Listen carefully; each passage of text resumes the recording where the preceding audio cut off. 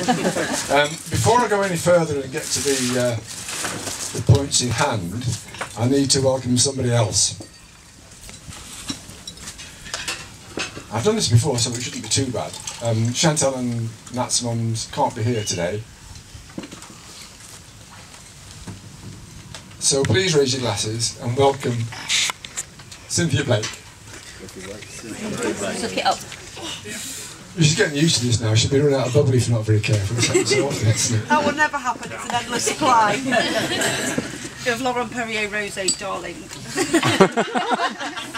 As you do. Suck it up, Dad. Keep going. And you look wonderful.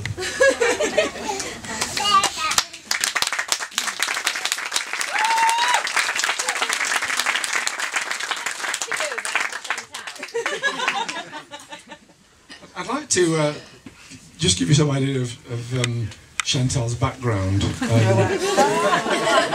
One of my first memories of Chantal being a young lady was when we first arrived in Abu Dhabi, and we were driving around town, and she's looking at all these shops with Arabic names and ununderstandable things, couldn't get anywhere. And she said, I know they speak strange. She said, but they write strange, but do they speak in scribble as well? But she learned to speak Arabic quite well. So then we had a very strange puzzle. We used to go away. I shouldn't be saying this. We used to go away to dinners and things like that. We'd always take the girls with us, and they'd have their own hotel room. And about a month after we'd stayed in one place, we had a letter from the hotel thanking us for staying, and I said to Cynthia, did you tell the hotel that the pool was too cold? She said, no. She said, did you tell them we'd rather have pork bacon than beef bacon? So I said, no, I never said that. And we had this puzzle for a few months, and all of a sudden they addressed the next letter to the person who actually filled the form in.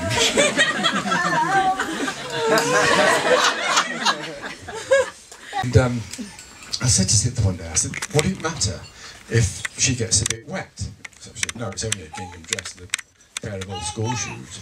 So I managed to sidle up to her and nudge her into the pool in all her clothes. Well, of course, she went, oh, what have you done? She went, absolutely crackers. And then, of course, after the stunned silence, she saw that Cynthia and I were killing ourselves laughing.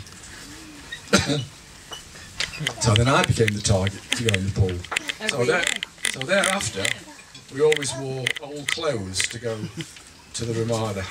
Great birthdays. Then there was Shaking Stevens. I've never seen the girls compete for anybody other than this guy. Even I used to like him.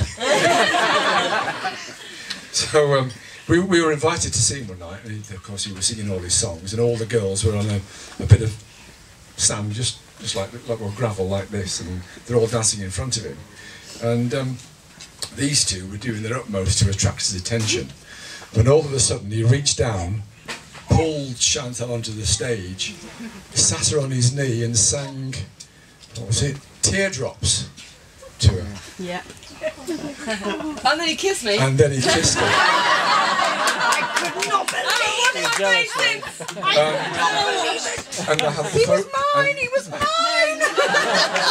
And I have the photograph here to prove it. Oh. So if you'd like to see it later on, you can take it out. Chantal. Thank you. Quickly followed by Kurt Cobain, guys! Kurt Cobain!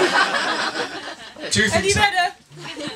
Two things after that. Natalie didn't speak for a month, and Chantal stopped washing her face.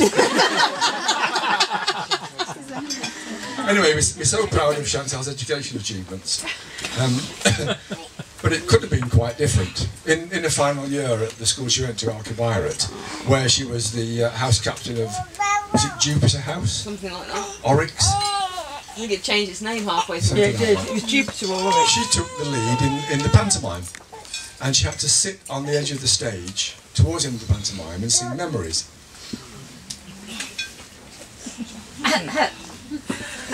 So unfortunately, not being a dryer in the house, as it isn't now, her teacher thought that she was pretty good, and she said, "Oh, you must send her to arts educational school. She's got the makings of an actress or whatever." So off she went to the arts educational school, and it was particularly trying because the week she went away, there was a postal strike, and we couldn't speak to her on the phone for 3 months. That was the school rule. So at the end of this time, we were absolutely going bananas, wondering how she was, and she was probably having a whale of a time.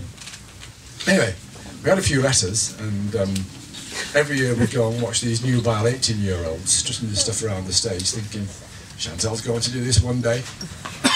And then she came home on one occasion and said, "I think you ought to send me to a real school," she said. "I can pin my hair up, I can put my ballet shoes on, but I've got to learn to do some maths and English." So off she went to St Methodist with Anne's and became a doctor, which is quite appropriate because when we first meet, and I'm sure it's happened even on this occasion after a protracted period, the first half an hour is a subtle look at Dad. Is his brain okay? Has he slowed down? Does he know his name the right way around? Is he dribbling? So far, I've done all right. What you think? I'll miss this photograph out when she was captain of Oryx House as well. Look at that later on. And so, welcome Dom to our house. As I said before, it's fabulous to have you. You know, son-in-laws are a bit like London buses. You wait 35 years for one, and two come along together. But it's great to have you. Every time he comes to my house, he borrows my guitar, and it comes back with every tune except bottom E tuned to W, X, Y, and Z. But he manages to put it back together for us, and he does a wonderful job. So, you're now married. Woo! I'd like you all to raise your glasses. Chantal, that's the badger. Cheers. Cheers.